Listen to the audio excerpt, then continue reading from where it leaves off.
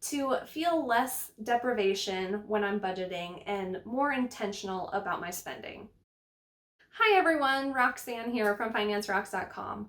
Today I'm going to share what to do if you hate saying no to yourself and how I use purchase procrastination to feel less deprivation when I'm budgeting and more intentional about my spending. I came up with the idea for this video based on hearing some of my personal finance coaching clients say that they hate saying no to themselves when they're shopping. And I know a lot of people struggle with budgeting because it can feel so restrictive and it can really feel like you're depriving yourself of things that you want. But I don't believe that it has to feel like that. So let me walk you through a little real life example. I was walking through a department store and I saw this little pillowcase with a llama on it and it said, "No problema." Instantly when I saw it, I thought, I love this pillowcase, I want this pillowcase, and this pillowcase is going to bring me so much joy every time I look at it. A $4 pillowcase is not going to break my budget. But I wanted to use this just as an example because there are times when we come across items that we end up having to decide, am I going to buy this thing that would bring me a lot of joy and value, which means breaking my budget or potentially not meeting my financial goals for the month, or am I going to decide to say no? It doesn't really feel very good, right, when you're trying to decide between something that's joyful and breaking your budget. So when I'm facing this situation, I like to replace no with not yet. Now, it might surprise you because I talk about frugality so much on this channel that I actually never say no to myself. I basically have a promise to myself that I will buy anything that I want. Even when I'm in emergency savings mode and trying really hard to achieve financial goals, I still don't say no to myself. Now, because I use purchase procrastination and go through these steps of prioritizing the things that I want and weeding out the things that are truly just impulses, I actually am better able to afford the things that I truly want. But it also just feels better on a psychological level to just say not yet instead of a hard no. And this is where purchase procrastination comes into play. So if I'm shopping and see something that I want to buy, or if I think of something while I am just at home, what I'll do is I'll grab my day planner, and I do take this shopping with me. It is a disc-bound bullet journal, in case you're wondering. I'm a big fan of the disc-bound bullet journals. And on the very front cover of it, I have a couple of sticky notes. And this one is getting wimpy because I've taken it on and off a few times, but this is my purchase procrastination list. But I'll just add the item that I want on here, and then the procrastination begins. You can set any time frame that you want for how long you're going to wait between the time that you write it on this list and then the time when you allow yourself to buy the item. You may be familiar with the 72-hour rule, and this is basically 3 days of purchase procrastination. You write the item on a list like this, and then you wait 3 days. If you still want the item, then you can go and buy it. Now, I do a lot more than 72 hours for most of the items on my list, partly because I don't shop every 3 days. I try to go as infrequently as possible. So usually I will just review this at the following month when I go to do the budget.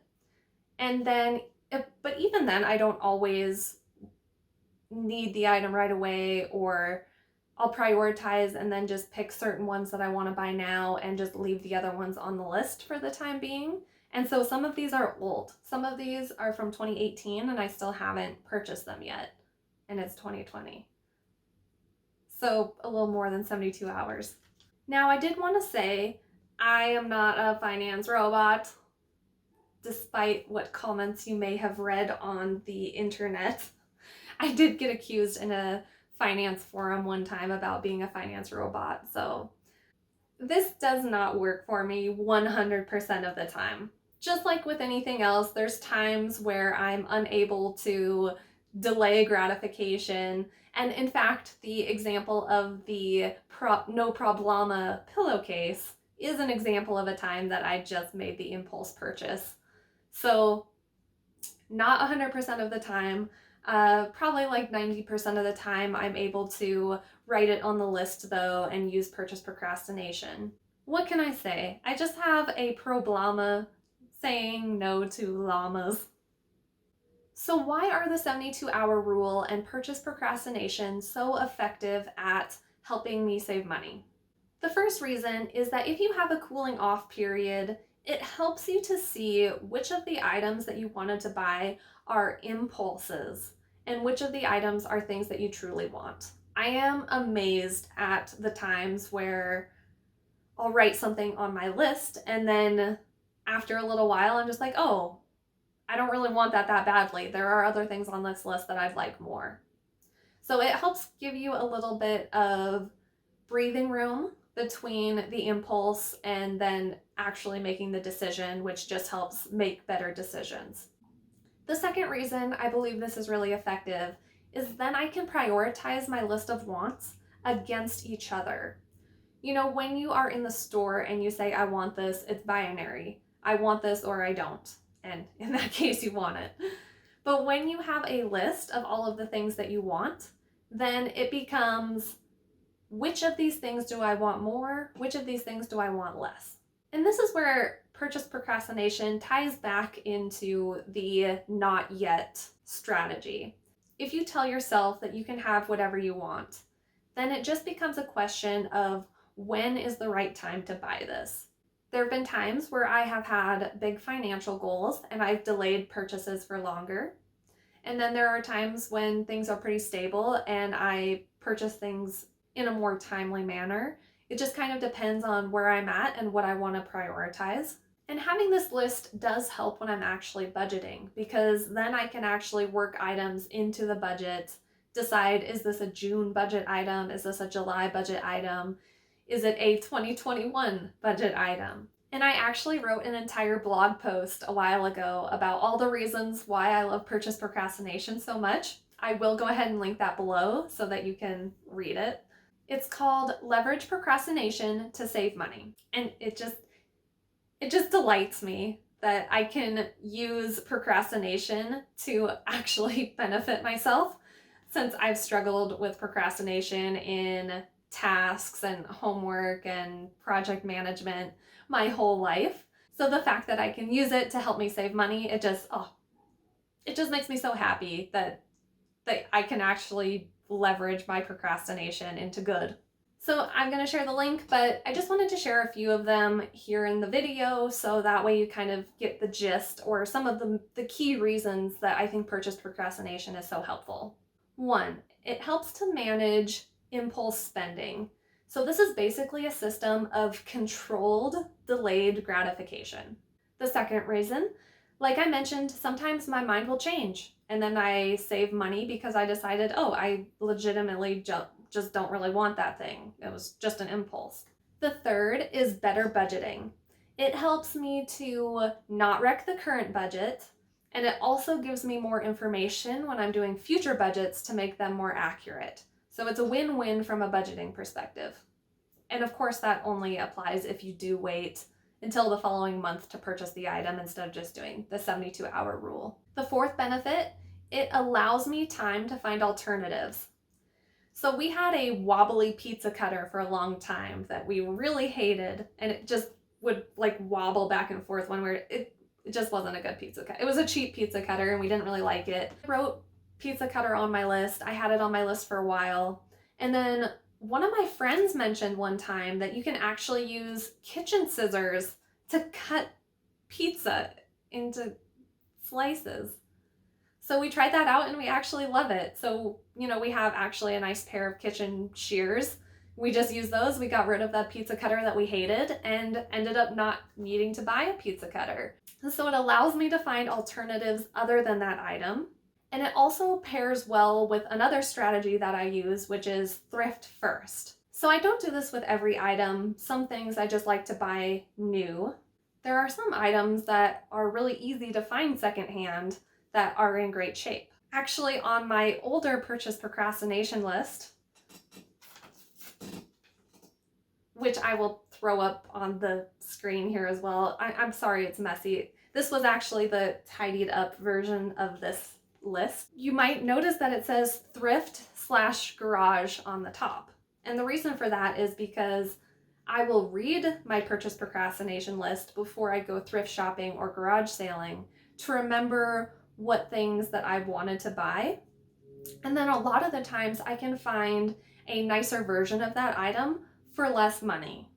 Sure, it's used secondhand, but there are other benefits of buying secondhand, which is better for the environment. I talk about this all the time. I'm sorry. I mentioned this so many times now on the channel, but I love thrift shopping. And so having this purchase procrastination list, I can just read through it and be like, oh yeah, I remember I wanted to buy a shoe rack for that corner of the house. And then I can shop and find an awesome shoe rack that's expandable for almost no money. And yeah, it's amazing. Now there are a few that I didn't mention here that are on the blog post, but I wanted to include this last benefit of purchase procrastination because I've realized this benefit since the time that I wrote that blog post. Purchase procrastination helps me to feel less guilt about spending money.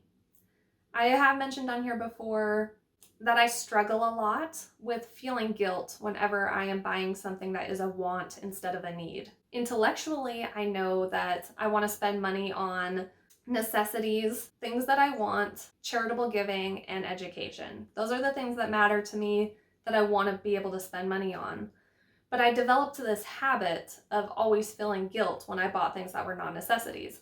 Now, this really served me and helped me when I was paying off debt because then I was more likely to save the money because I didn't want to experience the guilt. Now that we're no longer in that, I can see that this isn't a very healthy mindset to have about my money, that I can't spend it on anything fun. So I've been working on this habit and trying to allow myself to spend guilt-free. And having this list really helps me to do that. So at least I did that. I have this level of discipline. I waited the appropriate amount of time. It helps me feel a little less guilt. We should strive to be kinder to ourselves when it comes to shopping. We should honor the things that we want and the wishes that we have, and at the same time exercise discipline and practicality when it comes to our money. So that's all I have for you today on purchase procrastination.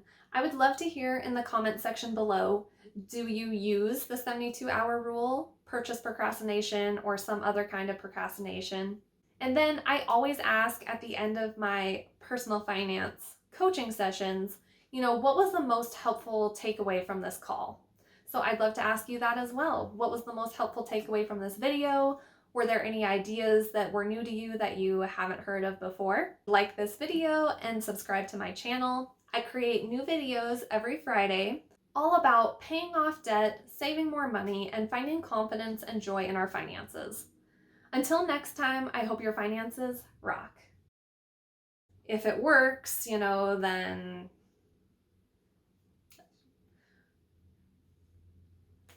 do we really need to replace it? Not really. What crips